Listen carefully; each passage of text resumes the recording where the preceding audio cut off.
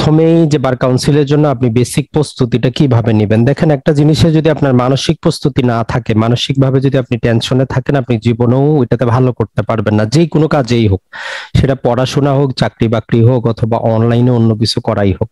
তাহলে প্রথমে আপনার কিছু ইনগ্রেডিয়েন্ট লাগবে, কিছু যন্ত্রপাতি লাগবে এবং মানসিক একটু প্রস্তুতি লাগবে।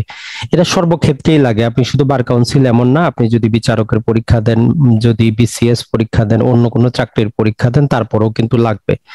তো অলরেডি অনেকেই জানেন, তারপরও আমরা জাস্ট আপনাদেরকে একটু স্মরণ করায় দিব ফাইনালি, যাতে আপনি যে কোনো একটা অন্তত অনুসরণ করতে পারেন।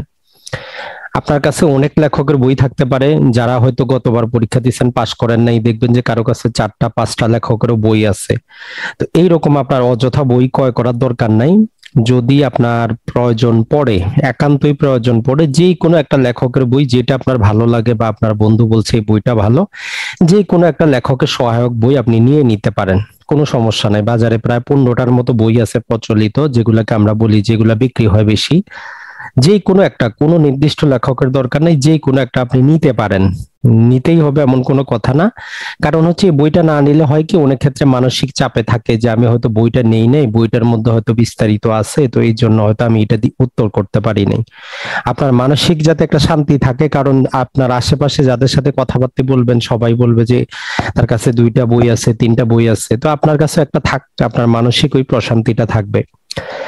আমাদের কোর্সের জন্য অথবা আপনি নিজে নিজেও যদি ঘরে প্রস্তুতি নিতে চান, আমরা আপনাকে বলবো যে আপনার কাছে অবশ্যই অবশ্যই একটা মূল আইন, যাকে আমরা বলি বেয়ার অ্যাক্ট, যেটাতে বাংলা আর ইংরেজি দেওয়া আছে, এইরকম একটা বই আপনার কাছে থাকা উচিত। যদি না থাকে, আপনি যে কোনো দোকানে পাবেন, অনলাইনে অর্ডার করে পাবেন, নিউ মার্কেটে পাবেন, বেশি না, ম্যাক্সিমাম হয়তো 600 থেকে 700 টাকা নিবে। মূল অ্যাক্ট বা বেয়ার অ্যাক্ট হচ্ছে ওইটা, যেটার মধ্যে কারো কোনো কথা নাই, যেভাবে সরকার আইনটা তৈরি করছে অ্যাজ ইট ইজ আসছে। আর যারা এই ইংরেজি মিডিয়ামে পড়াশোনা করছেন তাদের কেনারও দরকার নাই, প্রয়োজনে আমরা অনলাইন থেকে আপনাদের শুধু যেখানে ইংরেজি আছে সেটা দিয়ে দিব। আর যারা ইংরেজিটা কম বোঝেন, 2 বছরের এলএলবি করছেন, তাদের জন্য ইংরেজির পাশাপাশি বাংলাটাও দরকার। তাহলে প্রথমে হচ্ছে আপনার কাছে এক সেট বেয়ারেট থাকবেই থাকবে। যে কোনো একটা লেখকের বই আপনি চাইলে নিতে পারেন, না চাইলে নাই।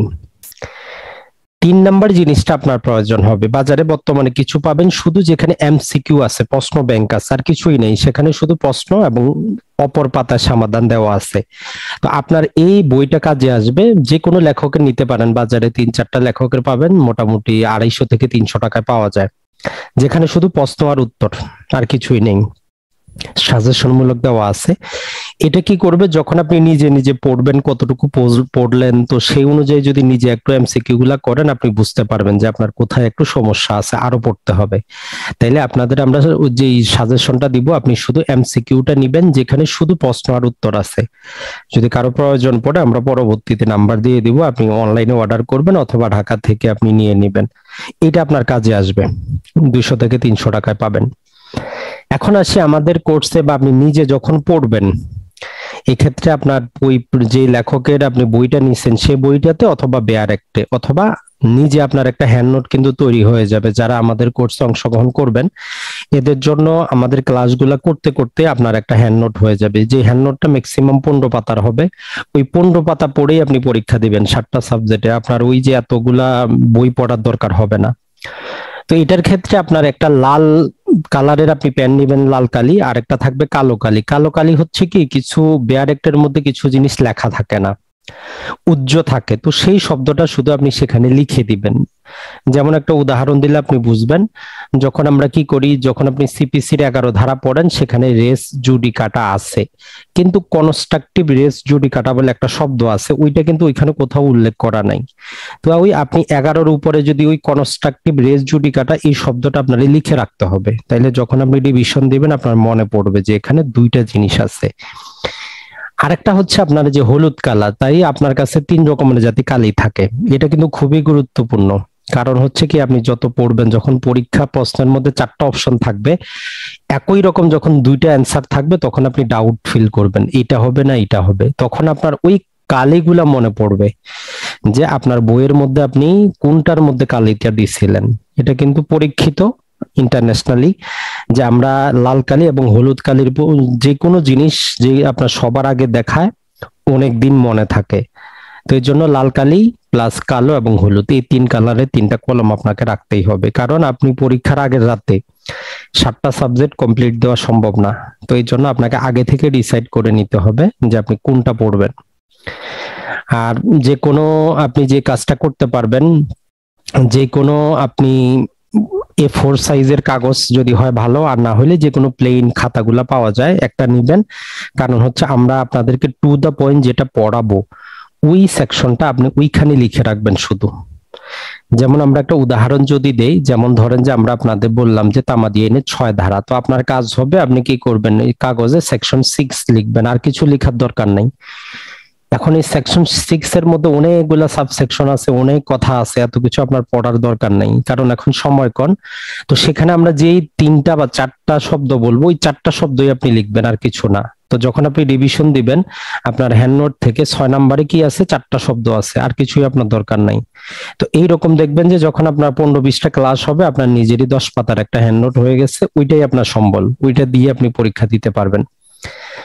আর একটা কথা হচ্ছে, যেহেতু এখন শেষ সময়, এখন এলোমেলো পড়াশোনা করে কোনো লাভ হবে না, আপনাকে নিয়মিত পড়াশোনা করতে হবে সিলেবাস ভিত্তিক। আপনি আজকে বসেই প্যানাল কোড শেষ করে দিবেন, আজকে বসেই তামাদিয়াইন শেষ করে দিবেন, ওইরকম পড়ে কোনো আপনার লাভ হবে না। তাই আমরা যে সিলেবাসটা দিয়েছি ওই সিলেবাসের মধ্যে আমরা মোটামুটি আগামী যে 26টা ক্লাসের মধ্যে জাস্ট যদি একটু দেখেন আমরা সেকশন নাম্বার গুলা পর্যন্ত দিয়ে দিয়েছি। তো আপনার কাজ হবে ওই যে সিলেবাস ভিত্তিক ওই সেকশন গুলার মধ্যে যা কিছু আছে সেগুলাকে 10 বার পড়বেন, 20 বার পড়বেন, যতক্ষণ পর্যন্ত চোখটা বন্ধ করলে আপনার ওইটা একদম ক্রিস্টাল ক্লিয়ার মনে না আসে। ওইটা যখন হয়ে যাবে তখন আপনার ইচ্ছা মতো আপনি যে কোনো সাবজেক্ট পড়েন। তাহলে হবে কি, এই সিলেবাসে দেখেন একদিন আমরা সাক্ষ্য আইন রাখছি, পরের দিন দণ্ডবিধি, তারপরে ফৌজদারি কার্যবিধি, দেওয়ানি কার্যবিধি। রাখার মেইন উদ্দেশ্য হচ্ছে যদি আমরা শুধু সাক্ষ্য আইনই 4 দিন পড়ি, বাকি সাবজেক্ট গুলার তখন এই 4 দিন আমরা পড়তে পারবো না। তো এর জন্য প্রতিটা আইনই যাতে 7টা আইনই আমাদের রিভিশনের মধ্যে থাকে, প্রতিদিন পড়ার মধ্যে থাকে। তো এই জন্য সিলেবাসটা আমাদের এরকম করা। আর আপনি যদি ঘরে বসেও পড়েন, নিজে এরকম ভাবে পড়বেন, দেখবেন যে আপনার কাছে মনে হবে না যে আপনি টেনশনে আছেন, কারণ আপনার টার্গেট খুব কম, আপনি এতটুকুই পড়বেন একদিনে, বাকিটা দরকার নেই। তাহলে আমাদের যে বেসিক কয়েকটা জিনিস, এই কয়েকটা জিনিস আপনার লাগবে। তাহলে যেমন যুদ্ধ করার আগে হাতিয়ার দরকার হয়, আসলে একটা প্রস্তুতি আপনার দরকার আছে। যদি কারো বেয়ারেক না থাকে আমরা রিকোয়েস্ট করবো আপনি কিনে নেন, অনলাইনে অর্ডার করেন, বাজারে যান পাবেন। আর যদি আপনি যেটা বললাম ইংলিশ মিডিয়ামে পড়াশোনা করে আসেন অথবা 4 বছরের এলএলবি থাকে, আপনার না কিনলেও চলবে, আমরা পিডিএফ গুলা দিয়ে দিব যেখানে সম্পূর্ণ ইংরেজি আছে, আপনি ওগুলা প্রিন্ট করে কাজে লাগাইতে পারবেন, বাংলার দরকারই নেই। আর যারা 2 বছরের এলএলবি করছেন আসলে এদের জন্য কঠিন সম্পূর্ণ ইংরেজি বোঝা। আর আপনারা একটা বই কিনে নেবেন বা আমরা সেটা দিয়ে দিব যেখানে শুধু এমসিকিউ থাকবে আর কিছু না। যখন আপনি পড়বেন ওইগুলা অনুযায়ী মাঝে মধ্যে একটু ট্রাই করবেন যে কয়টা পারতেছেন, এটাই। আর লাল কালি, কালো কালি এবং হলুদ কালি এই 3টা কোথায় কিভাবে ব্যবহার করবেন আমরা ওইটা দেখিয়ে দিব। নরমালি আপনি যদি ঘরে বসে প্রস্তুতি নেন, কালো কালিতে ওই যে যেমন আমরা বললাম যে জিনিসটা ওইখানে উল্লেখ করা নাই ওই জিনিসটা আপনি কালো কালিতে লিখে রাখবেন। আর লাল কালিতে আপনার সেই জিনিসটা আপনি দাগাবেন যে জিনিসটা বিশেষত হেডলাইন গুলা, প্রতিটা সেকশনের মধ্যে গুরুত্বপূর্ণ সেকশনের উপরে ধারার মধ্যে একটা হেডলাইন থাকে। যেমন আমরা যদি বলি যে তামাদিয়াইনের 12 নম্বর ধারায় কি আছে যে exclusion of time in legal proceeding, এই যে শব্দটা এটা আপনাকে লাল কালিতে দাগিয়ে রাখতে হবে, ভিতরে কি আছে দেখার দরকার নাই। আর হলুদ কালিতে আপনাকে রাখতে হবে ওই চাপটা যে ভিতরে অনেক সেকশনের ভিতরে কিছু জিনিস থাকে যেটা খুবই গুরুত্বপূর্ণ। যেমন আমরা যদি সিআরপিসি তে যখন আপনি যাবেন, যখন নন বেইলেবল মামলার ক্ষেত্রে যাবেন 497 ধারায় যখন আপনি পড়বেন, সেখানে দেখবেন যে নন বেইলেবল মামলার মধ্যে কিছু এক্সেপশন আছে, যে জামিন দেওয়া যাবে না, তবে মহিলা হইলে দেওয়া যাবে, তবে 16 বছরের কম হইলে দেওয়া যাবে, বয়স্ক হইলে দেওয়া যাবে। এই যে ব্যতিক্রম এটা আপনার হলুদ কালিতে থাকবে। তাহলে যেটা হবে আপনার 2টা কালি সবসময় মাথায় থাকবে, একটা হচ্ছে লাল কালিতে নন বেইলেবল কোথায় আছে 497, তার ওইটার ভিতরে ব্যতিক্রম কি, হলুদ কালিতে তখন থাকবে আপনার ওই ব্যতিক্রমটা যেটা খুব গুরুত্বপূর্ণ। আর আপনি চাইলে A4 সাইজের কাগজে হ্যান্ডনোট গুলা বানাইতে পারেন, অথবা যে কোনো যদি নরমাল যে গণিত খাতাগুলো পাওয়া যায় সেগুলো আপনি ব্যবহার করতে পারেন। আর পড়াশোনাটা সিলেবাস ভিত্তিক করবেন। তো এটা হচ্ছে প্রাথমিক একটা প্রস্তুতি। এখন আসি আমরা কিছু মানসিক প্রস্তুতির কিন্তু দরকার আছে, কারণ অনেকেই সবকিছু পারেন কিন্তু পরীক্ষার সময় গিয়ে আপনি ভুল করেন। অনেকেই আছে ভালো স্টুডেন্ট, কোয়ালিটি ভালো, মুখস্থ রাখার ক্ষমতাও ভালো, বুঝেও ভালো, কিন্তু বারবার ফেল করে। এর কারণ একটাই, মানসিক যে আপনার মনটা কন্ট্রোল করতে হবে। 1 নম্বর কথা হচ্ছে, দেখেন আপনি এই পরীক্ষাটা দিলে আপনি একজন কি হবেন, সনদধারী অ্যাডভোকেট হবেন। তার মানেটা কি হচ্ছে, এই পরীক্ষাটাই এই পার আর ওই পার। তো আপনি প্রথমেই চিন্তা করেন যে আপনি একজন অ্যাডভোকেট হয়ে গেছেন। আজকে আপনি ছাত্র জীবনের মতো চিন্তা করে পড়াশোনা করলে মনে থাকবে না, কারণ এই বিয়ার একটা তৈরি করা হয়েছে অ্যাডভোকেটের জন্য আর বিচারকের জন্য, ছাত্রের জন্য কখনোই তৈরি করা হয়নি। করলে আপনি নিজেই বুঝতেন, ওই জন্য আপনার শিক্ষক লাগে, শিক্ষককে বুঝাই দিলে আপনি বুঝেন, না হলে বুঝেন না। আজকে থেকে আপনি প্রস্তুতি নেন যে আপনি নিজে একজন অ্যাডভোকেট। এই আইন থেকে আপনার মক্কেলকে কি প্রতিকার দিতে পারবেন। আবার মাঝে মধ্যে চিন্তা করেন, আপনি নিজে একজন বিচারক, আপনার কাছে 2জন অ্যাডভোকেট আসে, একটা বিষয়ে সে কি করতেছে, আর্গুমেন্ট করতেছে, এখন ওই বিষয়ে আপনি কি বলবেন। এই দুইটা যদি আপনি মাথায় নিতে না পারেন, বেয়ার একটা আপনার জীবনও মাথায় ঢুকবে না, আইনকে আপনি জীবনও বুঝবেন না। কারণ ছাত্রের মতো চিন্তা করলে হবেই না, ছাত্রের জন্য আইনটাই না, যেটা যার জন্য না সেইটা আপনি জোর করে নিতে চাইলে তো হবে না। ওই জন্য মানসিকভাবে নিজে চিন্তা করেন যে আপনি একজন অ্যাডভোকেট। এখন এই 7টা সাবজেক্টের মধ্যে কি বলতেছে, মক্কেলকে কি আপনি প্রতিকার দিবেন না, আপনার কিছু রেসপন্সিবিলিটি আছে। আর বিচারক হিসেবে চিন্তা করেন যে এই আইনগুলোর মধ্যে যখন মামলা হবে, যখন আপনার কাছে একটা প্রশ্ন আসবে, আপনি কিভাবে সেটাকে ডিল করবেন। যেমন ধরেন যে সাক্ষ্য আইনে যখন আপনি পড়বেন, সাক্ষ্য আইনে কিছু জিনিস আছে বইটা খোলারও দরকার নাই, আপনার অটোমেটিক মুখস্থ থাকবে। কেমন? যেমন বলতেছে যে 167 সর্বশেষ ধারাটা একটা কথা বলে যে আপনি একজন বিচারক হিসাবে কি করলেন, যখন একটা মামলা ফাইনালি আপনি সাক্ষ্য গ্রহণ করলেন, সবকিছু করলেন, আপনি রায় জাজমেন্ট দিয়ে দিলেন। এখন যদি এমন কোনো ভুল আপনি করেন যেখানে একটা সাক্ষী নেওয়া দরকার ছিল না, মানে সাক্ষীটা এডমিসেবল হওয়ার কথা ছিল না, আপনি করছেন, অথবা যেটা নেওয়ার দরকার ছিল আপনি নেন নাই, তো এখন ওই মামলাটা বাতিল হবে কিনা। মানে কোন মামলার মধ্যে একটা সাক্ষী, একজন অ্যাডভোকেট বললো যে স্যার এই দলিলটা গ্রহণ করেন, আপনি বললেন যে আমি করব না। আরেকজন এমন একটা দলিল নিয়ে আসলো যেটা গ্রহণ করা উচিত না, আপনি গ্রহণ করে ফেললেন। এখন দিন শেষে সাক্ষ্য আইন বলে যে তাতে কোনো সমস্যা নাই, যদি ন্যায় বিচার ব্যাহত না হয়, আপনার এই সামান্য ভুল ভ্রান্তিতে মামলার কোনো প্রভাব পড়বে না। কারণ যেমন ধরেন যে একটা মামলা প্রমাণ করতে 10জন সাক্ষী লাগে না, একজন সাক্ষী যদি একদম ডাউট, কোনো প্রকার সন্দেহ ছাড়া বলে, সে যদি সাক্ষ্য দিতে পারে, বাকি 9জন যদি আপনি রিজেক্ট করেন, কোনো সমস্যা নেই, মামলা প্রমাণ করতে কোনো নির্দিষ্ট ব্যক্তি লাগে না। এই যে বেসিক কিছু জিনিস, যেমন একজন সাক্ষীর বয়স কত হবে, বলতেছে কোনো বয়সই নেই, তাহলে মামলা প্রমাণ করার নির্দিষ্ট কোনো সাক্ষী নেই, নির্দিষ্ট কোনো বয়স নাই। তবে একটু ব্যতিক্রম আছে, যদি খুব কম বয়স্ক হয় যে প্রশ্নই বুঝে না, আবার অতি বয়স্ক হয় যে আপনি যে প্রশ্ন করতেছেন সেই মোতাবেক সে উত্তর দিতে পারতেছে না, তাইলে সে কি হবে না, একজন যোগ্য সাক্ষী হবে না। তো এই জন্য সাক্ষ্য আইনে কিছু জিনিস আপনি একটু পড়বেন, যেখানে আপনার বই খোলার দরকার নাই, আপনার কমন সেন্স প্রয়োগ করলে আপনি 5 মার্ক পাবেন। যদি কোনোদিন আপনি সাক্ষ্য আইনের বইটাও যদি না খুলেন, যদি কমন সেন্স প্রয়োগ করেন, দেখবেন যে 5 মার্কের এমসিকিউ 15-র মধ্যে আপনার হয়ে গেছে। কিন্তু সেটার জন্য আপনাকে ভাবতে হবে আপনি একজন অ্যাডভোকেট, একজন বিচারক। ছাত্রের মতো চিন্তা করলে আপনি জীবনেও পারবেন না। তাহলে মানসিক প্রস্তুতিটা আপনার এইভাবে একটু নেন আগামী 1 মাসের জন্য, যে আপনি অ্যাডভোকেট হয়ে গেছেন অথবা একজন বিচারক হয়ে গেছেন। 2 নম্বর হচ্ছে, দেখেন আমাদের মানুষের যে একটা মানসিক প্রস্তুতি, আমরা যা কিছু দেখি, যা কিছু শুনি, যা কিছু বলি, আপনি চান বা না চান, কিছুদিন আমার শরীরে, আমার মনের মধ্যে থাকেই। এটাই মানুষের নিয়ম, ভালো হোক মন্দ হোক। তো এই জন্য আগামী 1 মাস আপনি এক্সট্রা কাজগুলো একটু বাদ দেন, যে কোনো কাজ হোক, আগামী 1 মাস শুধু আপনি চিন্তা করেন যে আপনি বার কাউন্সিলের পড়া পড়বেন, যার সাথেই কথা বলবেন পরীক্ষা রিলেটেড কথা বলবেন, এই 7টা সাবজেক্ট রিলেটেডই কথা বলবেন। এর বাইরে যত প্রকার আপনার জরুরি কাজ থাক বাদ দেওয়ার চেষ্টা করেন, যত কম পারেন।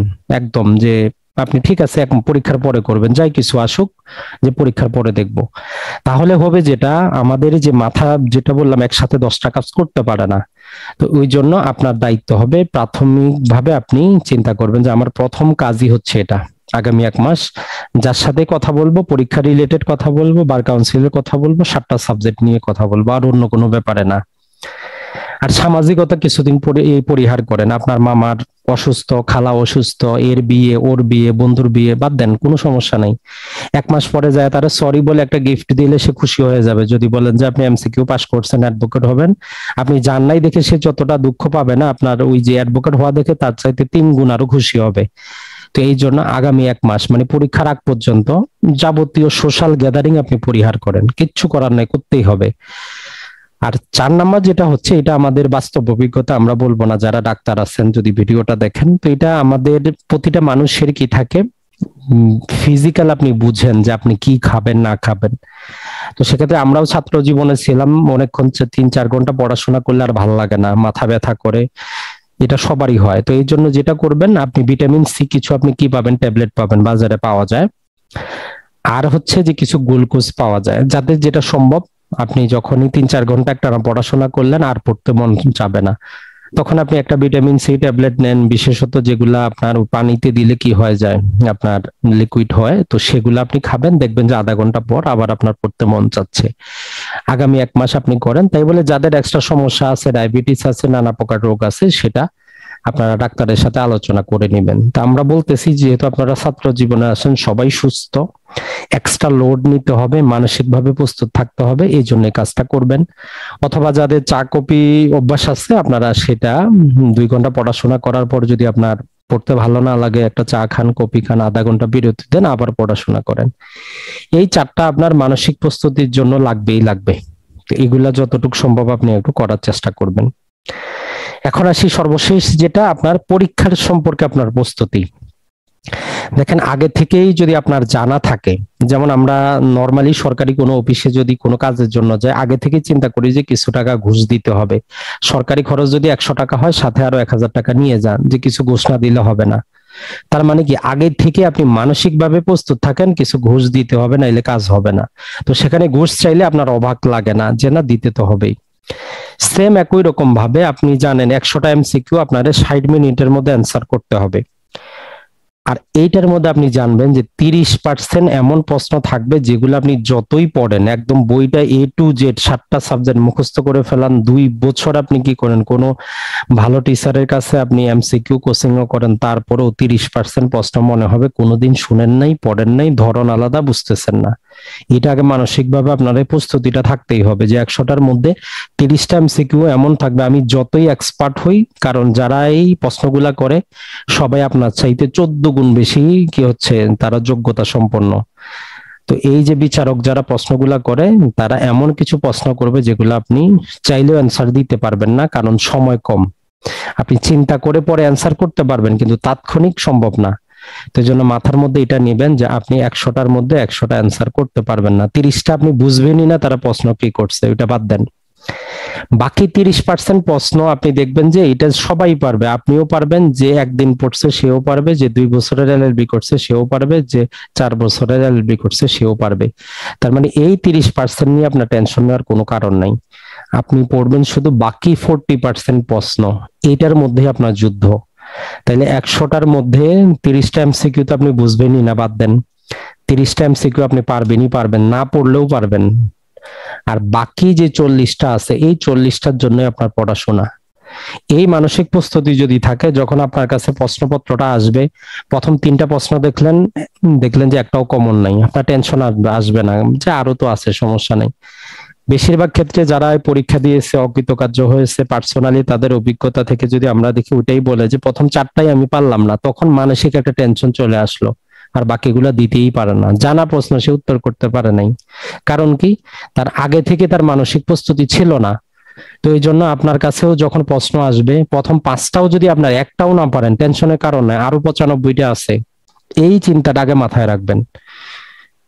তাহলে আমরা যে টার্গেটটা করব, সেটা হচ্ছে আপনার টার্গেট থাকবে 70টা এমসিকিউ আপনি সঠিকভাবে অ্যান্সার করে আসবেন। এর ফলে যেটা হবে, 100টা টার্গেট থাকলে আপনি প্রতিটার জন্য মাত্র 36 সেকেন্ড সময় পাইতেন, এর মধ্যে অ্যান্সার করতে হইতো। আবার এর মধ্যে চিন্তা করা, এর মধ্যে ঘরটাও পূরণ করতে হইতো। কিন্তু যখন আপনার টার্গেট 70টা, আপনি 52 সেকেন্ড করে সময় পাচ্ছেন। তার মানে কি, আপনার কি 1 মিনিট বলতে পারি আমরা, আপনি 1 মিনিট করে একটা এমসিকিউর জন্য সময় পাচ্ছেন। তখন আপনার মানসিকভাবে স্থির থাকতে পারবেন, টেনশন আপনার হবে না। এখন যদি আমরা দেখি, এই যে 70টা আপনি অ্যান্সার করলেন, এর মানে যে আপনি 70 পাবেন এমন না। অনেক ক্ষেত্রে আপনি হয়তো ক দাগাইতে চাইছিলেন, কিন্তু খ দাগায় চলে আসছেন, ওই 70টার মধ্যে ভুল এটা করবেনই। তো সেই ক্ষেত্রে আমরা ধরেই নিই যে আপনি ওই 70টার মধ্যেও 8টা অ্যান্সার ভুল করছেন, করবেন। আপনার মধ্যে 8 মার্ক তো আপনার কাটা যাবে, মাইনাস নেগেটিভ আছে 0.25 করে, ওই হিসাবে আরো 2 মার্ক কাটা যাবে, টোটাল 10 মার্ক আপনার কাটা যাবে। তো সেই হিসাবে আপনি 60 পাবেনই পাবেন। আর এটাই আপনার টার্গেট থাকা উচিত। এই টার্গেট যদি থাকে, প্রশ্নপত্র যতই কঠিন হোক আপনি চিন্তা করে অ্যান্সার করে বের হতে পারবেন। কিন্তু আপনার এই প্রস্তুতিটা যদি আগে থেকে না থাকে তাহলে আপনি শেষ, যতই পড়েন আপনি পারবেন না। যেটা বাস্তব উদাহরণ, গত 2বার 3বারে যারা পরীক্ষা দিয়েছে এরকমই, যে সে পরে সবকিছু পারতেছে, বই দেখা ছাড়াই সে অ্যান্সার করতে পারতেছে, কিন্তু প্রথমে 5টা প্রশ্ন কোশ্চেন ছিল না, টেনশন উঠছে, বাকিগুলো সে অ্যান্সারই করতে পারেনি।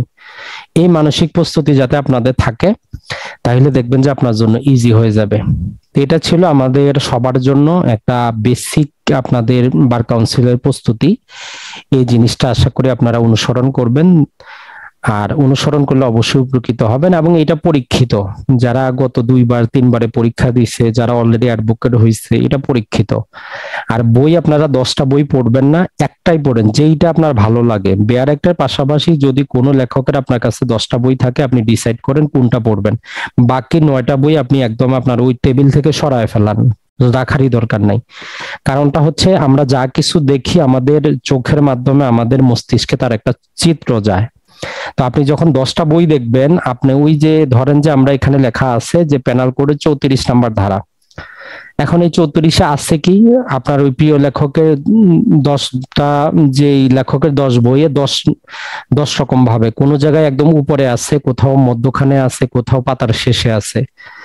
এখন আপনি টেনশনে পড়ে যাবেন যে আসলে 34-এ আছেটা কি, কোনো কিছু মাথায় আসবে না। কিন্তু যদি একটা লেখকের বই থেকে পড়েন আর বেয়ারেক থেকে পড়েন, আপনি ক্যাপচার করতে পারবেন যে এত পাতার উপরের দিকে 34টা আছে, যেখানে আমি লাল কালিতে দাগেছি কমন ইন্টেনশন আছে।